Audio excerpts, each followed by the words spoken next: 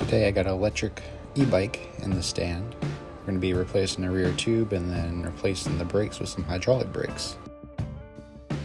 Here's the setup from Lectric. First thing, we're going to start taking the wheels off. While you can do this brake swap without having to take the wheels off, I'm taking them off because one, I got the flat in the back, and two, we have an extra tube from the good wheel in the front, and Lectric sent an extra front wheel to replace the current one. I'm also going to take the cable organizers off just to better access everything. Now that the wheels are off and the cables are free, it's time to do the brake swap. You're going to need to disconnect the brake sensor wire. You can just find this by following the wire down to the connection port. Then I'm going to disconnect the brake cables from the front and back. You'll use a 5mm Allen wrench for this. Next, we're going to remove the grips and controls, so then we can slide on the new brake levers. The grips can be a little tight, but if you just twist them as you pull, they'll come right off. The throttle is attached using a 2.5mm Allen wrench. We're just going to loosen that and pull that and let it dangle. Then slide the brake lever off. You'll need to cut the zip ties that are holding the brake housing in place, but after that you can just pull the entire assembly out just like that. And Duchess says hi. Next up, we're just going to loosen the left brake, which is your front, and pull that one off as well. Then we're going to remove the actual brake calipers. These are the two 5mm bolts that are attached to the fork itself. These are quite tight, so you'll need to break them loose, and then it'll make it a lot easier just to unscrew. Then I'm going to grab the front brake. This is going to be the one with the shortest length of housing. You'll secure that brake in place, and then I'm just going to go ahead and reinstall the grip.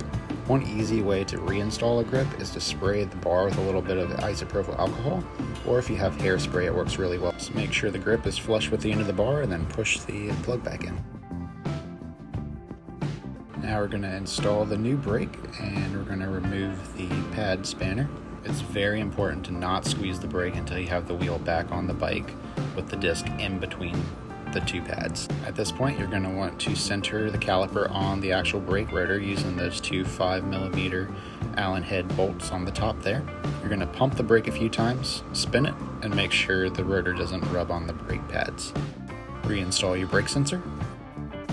Now it's time for the back brake. This is just going to be the exact same process as doing the front. Always pay attention to the directional arrows. Arrows will always be pointing towards the front of the bike. Tighten the caliper onto the frame. Remove the pad protector, and then we're going to reinstall the rear wheel. Once the wheel's bolted in, then we're going to go adjust our caliper. Again, you want to make sure it's centered over the rotor, so whenever you spin the wheel, the rotor is not spinning on either side. Pump the brake a few times, and just check it and make sure the rotor is spinning freely. Reconnect your motor cable, and then we're going to reconnect the brake sensor as well. And then in the back, we're going to use some zip ties to help organize all of this mess. Reinstall your throttle, and we're going to put the grip back on as well. Before you take the bike out for a test ride, make sure you've tightened the brake levers, the throttle, and the grips are secure. On the test ride, you're going to want to bed the brakes in. To do this, get up to about 12 or 13 miles per hour, and then you're going to grab both brakes at the same time.